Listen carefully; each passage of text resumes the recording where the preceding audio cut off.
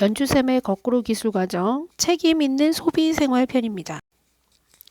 자, 오늘의 학습 목표 보겠습니다. 오늘의 학습 목표는 소비자의 권리와 책임에 대해서 공부해 볼 거고요.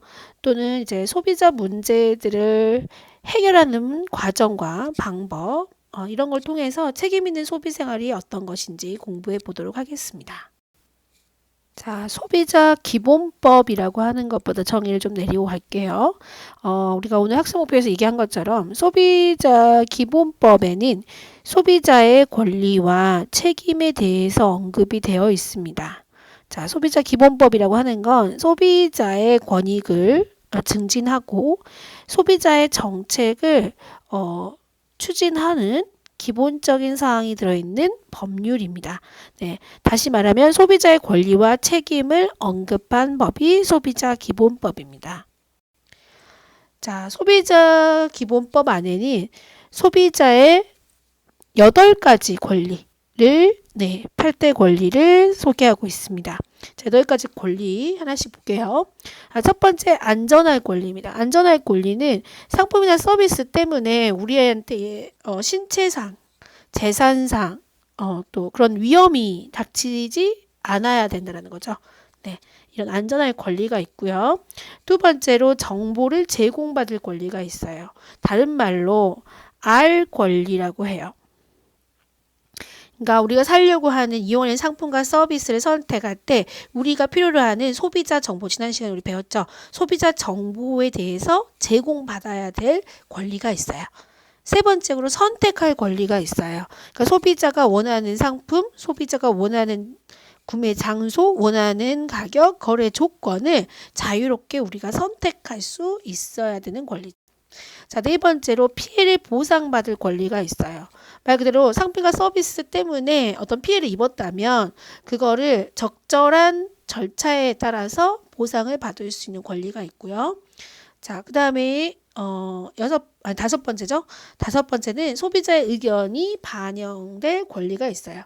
그러니까 소비자가 제품을 생산하거나 제조한 곳 또는 국가나 지방자치단체가 이런 소비자와 관련된 정책 등에 대해서 소비자 자신들의 의견을 얘기하고 그 의견이 반영될 권리가 있어요.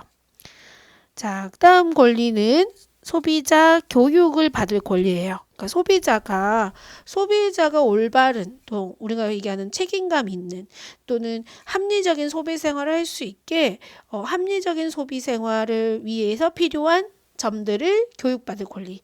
지금 우리도 청소년 소비자이기 때문에 교과서에 이런 합리적이고 책임감 있는 소비 생활을 어떻게 할 수 있는지 이렇게 교육받은 권리가 있어요. 자, 그 다음에 단체를 조직하고 활동할 권리가 있어요. 이거 뭐냐면 소비자의 권익, 그러니까 이득이나 권리를 주장하기 위해서 단체를 만들고 소비자 단체를 만들고 그런 활동을 할 수 있는 권리가 있고요. 마지막으로 안전하고 쾌적한 환경에서 소비할 권리가 있어요. 그러니까 에너지를 좀 보존하고 효율적으로 사용하는 동시에 우리가 소비할 때의 환경도 쾌적해야 되고 안전해야 된다는 권리죠. 자, 이렇게 8대 권리가 있는가 하면 5대 책임이 있어요. 자, 5대 책임 살펴볼게요. 네, 물품을 올바르게 선택해야 될 책임이 있겠죠. 그죠? 우리도 올바른 물품들을 선택하려고 해야 된다는 거고요. 소비자로서. 그다음에 소비자의 권리를 정당하게 행사해야 돼요. 네. 이게 블랙 컨슈머를 해가지고 일부러 식당에 가가지고 머리카락 일부러 넣어놓고 자기가 피해를 입은 것처럼 이렇게 하는 그런 소비자들을 블랙 컨슈머라고 하거든요. 그러니까 이런 권리를 정당하게 사용해야지 부당하게 사용해서는 안 된다는 거죠. 그 다음에 말 그대로 소비자 정보를 스스로 잘 습득하려고 노력해야 될 책임이 있어요. 그리고 자주적이고 합리적인 행동으로 합리적인 소비 생활을 해야 될 책임이 있고요. 또 소비자라고 해서 무조건 구매하고 사용하고 이렇게 한다는 게 아니라 그럼 구매하고 소비하고 처분하는 과정에서 자원을 절약하고 환경에게 피해를 주지 않는 소비를 해야 될 5가지 책임을 지녀요. 자, 근데 방금 이제 얘기했던 소비자의 권리가 침해를 당하는 상황이 생기겠죠? 자, 소비자가 상품과 서비스를 구매하고 사용하고 처분하는 과정에서 어떤 불만이 생기거나 또 신체적, 정신적, 시간적, 경제적 피해를 입는 것을 소비자 문제라고 얘기를 해요. 자, 소비자 문제에도 종류가 좀 나눠지는데요. 한번 볼게요. 소비자 문제에는 우리 안전할 권리가 아까 있었잖아요. 안전할 권리와 관련된 상품의 안전성 문제 관련된 소비자 문제가 있고요.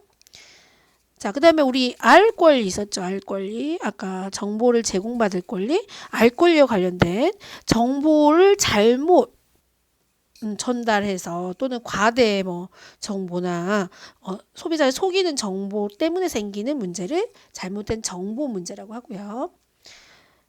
세 번째로 부당한 거래에 의한 문제가 있어요. 그러니까 거래 과정 속에서 소비자에게 손해를 끼치는 판매자나 사업자의 부당한 행위와 관련된 문제가 있고요. 자, 그 다음에 우리 아까 선택할 권리 있었죠. 이거와 관련된 선택의 제한성 문제가 있어요. 그러니까 우리가 원하는 걸 선택할 수 있는데 막 선택할 수 없게 만든다거나 강요를 당한다거나 하는 과정에서 생기는 문제가 있겠죠. 그 다음에 깨끗하고 안전한 환경에서 소비할 권리가 있는데 환경 오염 문제가 있어요. 이게 포장이 과대 포장되어 있거나 또 그 상품을 생산하고 소비되는데 어떤 환경에 문제를 일으키는 환경 오염 문제가 있고요. 피해 보상 문제가 있어요. 말 그대로 상품 문제가 있는데 그거에 대한 적절한 보상을 받지 못하는 문제, 이런 문제들이 있습니다. 자, 이렇게 소비자 기본법안에 이런 부분들이 언급이 되어 있고요. 자, 그 다음에 소비자 만약에 문제가 발생했다. 그러면 그걸 해결해야 되겠죠. 자, 그 해결 과정을 좀 얘기해 볼게요. 당연히 문제가 있어요. 내가 산 곳에 그걸 내가 만들어서 판매한 사람하고의 해결을 먼저 봐야겠죠. 내가 산 곳에 문제가 발생했다. 그럼 그 산 곳에다가 해결해 주라. 우리 보통 어떤 제품을 사잖아요. 그럼 제품 뒤에 보통은 제품에 문제가 있을 경우 판매처나 거래처에 얘기를 하라고 되어 있을 거예요. 그 다음에 소비자 정보실에 전화가 보통 나와 있죠. 그러니까 1차는 소비자는 판매자나 제조자를 통해서 먼저 해결해야 돼요. 근데 여기서 해결이 안 됐어요. 만약에. 그러면 그 다음에 가는 게 소비자 단체들이 많이 만들어져 있거든요. 그런 단체들을 도움을 통해서 해결하는 방법이 있어요. 그런데 얘도 해결이 안 된다고 합시다. 그러면 그 다음에는 우리나라의 소비자를 보호하기 위해서 만들어진 한국소비자보훈이라고 하는 공공기관이 있어요. 그 기관에 소비자분쟁조정위원회를 통해서 조정을 받는 거죠. 법적 효력은 아니지만 법적 효력 이전에 이렇게 조정을 해주는 기관이에요. 자, 이런 방법으로 조정을 해서 해결되면 좋은데 이것도 안 됐어요. 그러면 마지막으로 법원 판결을 통한 법적으로 해결하려고 하는 해결 방법이 최종적인 방법이라 생각하시면 돼요.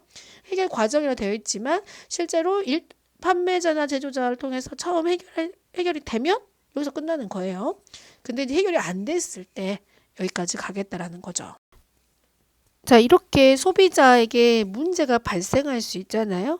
자, 그런 소비자들에게 피해에서 구제해주기 위해서 기본적으로 소비자를 보호하기 위해서 만들어 놓은 제도들이 있어요. 첫 번째로 청약 철회 제도예요. 말 그대로 소비자가 어떤 상품이나 서비스를 구입을 했어요. 근데 단순하게 내가 좀 마음이 변했어요. 이 제품을 안 사고 싶어졌어요. 그러면 취소를 할 수 있는 제도예요. 그러니까 소비자가 일정 기간 내에 그런 책임이 없이 취소할 수 있는 제도죠. 네. 근데 이게 무조건 되는 건 아니고요. 이제 내가 산 것을 취소할 수 있는 건 만약에 우리 보통 인터넷상에서 많이 사잖아요. 전자상거래 같은 경우는 7일 정도의 청약 철회 기간이 정해져 있어요. 7일로 기본적으로 생각하시면 돼요. 또는 요즘은 방문 판매나 전화 공유 판매가 좀 적으니까 다단계 판매 이런 거는 14일이지만 기본적으로 우리가 제일 많이 사용하는 게 전자상거래상에 그 소비 활동을 제일 많이 하니까 그 정도만 알아두면 될 것 같아요. 전자상거래에서는 7일 정도의 기간 동안에 그러니까 내가 구매를 하고 그 물건을 받아서 구매를 했을 때 7일이 지나지 않는 선에서는 내가 마음이 바뀌어서 바꾸고 싶다거나 뭐 물건의 뭐 색깔이나 디자인을 좀 바꾸고 싶어서 다른 걸로 교환을 원하거나 이런 것들이 다 가능하게 만들어져 있는 제도가 청약 철회 제도예요. 두 번째로 내용 증명 제도가 있어요. 이건 뭐냐면 어떤 문제가 발생하면 그 문제에 있어서 그 상품과 서비스를 통해서 구입했는데 어떤 문제가 발생했어요. 그럼 그 문제를 문서화해 가지고 그 제조사나 생산자, 판매자한테 보내는 건데 요거는 보통 세부를 만들어요. 세부를 만들어서 하나는 우체국을 통해서 보내면 돼요. 우체국이 이걸 보관해줘요. 그냥 보증해주는 거죠. 대신 우체국 보증해서 우체국이 하나 보관하고요. 또는 자 우체국에서 이제 판매자한테 보내고요. 그 다음에 소비자가 가지고 있는 거죠. 이렇게 세부가 존재해서 내가 언제 누구로부터 이런 내용의 피해를 입었으니 이렇게 해달라고 하는 우리의 의사를 전달할 수 있는 그리고 그 의사를 전달한 걸 법적으로 우체국이 보증해주는 내용 증명 제도가 있어요. 세 번째로 리콜 제도가 있어요. 리콜 제도는 뭐냐면 어떤 상품에 결함이 있는 거예요. 그러니까 우리가 쓰다가 소비자가 어떤 걸 쓰다가 결함이 우리만 생기는 게 아니라 대부분의 소비자들이 그 결함을 경험해요. 그러면 생산자가 다시 상품들을 다 회수해가지고 수리해 주거나 교환해 주거나 점검해 주는 그런 제도예요. 생산자가 문제를 발생했을 때 그 제품 자체에 문제가 있을 때 그거를 회수해서 교환해 준다거나 수리해 준다거나 점검해 주는 제도예요. 보통 우리 자동차가 많이 이런 리콜 제도를 많이 활용해요. 네. 그 다음에 제조물 책임법이 있어요. 이거는 그러니까 만들어진 물건에 제조된 물건에 발생한 손해배상의 책임을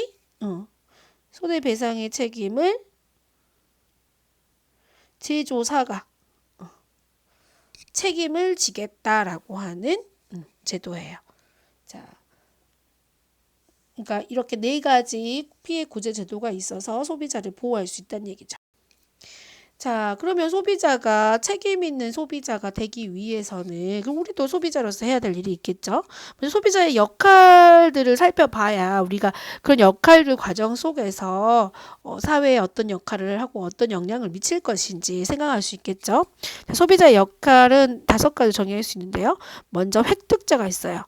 그러니까 소득이 있어야 된다는 거죠. 소득을 벌어들여야 된다. 이게 이제 소비자의 첫 번째 역할이고요. 그 다음에 배분자의 역할이 있어요. 이거는 소득이 생겼으면 그거를 어디에 얼마나 쓸 건지, 그 다음에 저축은 얼마나 할 건지를 나누는 역할이 있고요.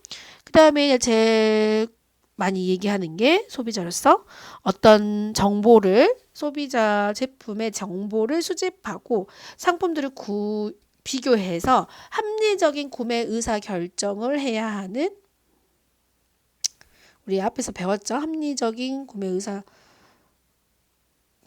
결정을 해야 되는 구매자 역할이 있고요. 그 다음에 구입한 상품을 잘 올바르게 유용하게 사용해야 하는 사용자 역할이 있고요. 그 다음에 처분자. 다 쓰고 난 물건을 처분하거나 폐기하거나 이럴 때 올바르게 처분해야 되는 처분자 역할 5가지 역할이 있어요. 자, 이런 역할 속에서 우리는 그런 역할을 어떻게 잘 하느냐에 따라서 사회나 주변 환경에 영향을 미치겠죠. 그래서 보통 소비자 역할을 잘 알면서 오늘날 윤리적 소비가 필요하다라고 얘기해요. 윤리적 소비가 뭔지부터 정해 내릴게요. 소비자가 상품이나 서비스를 구입했을 때 윤리적인 가치 판단에 의해서 올바른 선택을 하는 것을 윤리적 소비라고 해요. 예를 들면 이런 거죠. 생산자, 판매자에게 아까 얘기한 블랙 컨슈머처럼 피해를 주지 않고 책임에 있는 것처럼 정당하게 물건을 사고 정보를 정당하게 얻고 올바른 정보를 비교해야 되고 이런 것들을 해야 된다는 거죠. 그 다음에 좋은 제품, 신뢰할 수 있는 제품은 막 홍보하고 같이 사자고 할 수 있지만 사회에 문제를 일으키거나 비윤리적인 기업의 상품은 사지 않겠다고 하는 불매 운동을 할 수도 있는 거죠. 그 다음에 뭐 기부, 우리 나눔 이런 것도 다 여기에 들어가요. 그러니까 나눔이나 기부도 윤리적 소비에 해당이 되고요. 이것도 처분자의 역할을 잘하는 거죠. 그 다음에 친환경 사용자에서 환경에 해를 주지 않게 친환경적인 제품을 이용한다거나 이게 환경과 사회에 좋은 영향을 주겠죠. 그 다음에 우리가 이제 공정무역이라는 거 하는 게 있어요. 이건 뭐냐면 개발도상국에 막 어린 아이를 노동자로 사용하는 그런 농장에서 나온 제품을 우리가 이용하지 않는 거. 공정무역이라고 뭐냐면 개발도상국 생산자가 노동에 대한 대가를 정당하게 지불해서 그러니까 인건비를 제대로 주면서 일을 시켜가지고 생산해낸 상품을 우리가 구매하려고 해야 한다는 거죠. 자, 보통 그런 걸 그렇게 올바른 대가를 치르고 노동자의 그 노동력을 이용해서 생산한 제품을 공정무역이라고 해요. 네, 이런 것들을 구입하려고 해야 한다는 거죠. 자, 이런 게 다 윤리적 소비의 올바른 소비자, 책임 있는 소비자의 역할이 되는 거죠. 자, 이게 1학기 마지막 영상이 될 것 같아요. 1학기 기가 A 시간에 볼 마지막 영상이고요. 자, 우리가 이제 수업 시간에 소비자의 권리와 책임, 그다음에 문제가 발생했을 때 어떻게 할 수 있는지, 또 책임 있는 소비자로서 어떤 역할을 우리가 해야 되는지 실제로 공부해 보도록 하고요. 네, 이제 이어지는 다음 영상은 2학기에 다시 돌아오도록 할게요.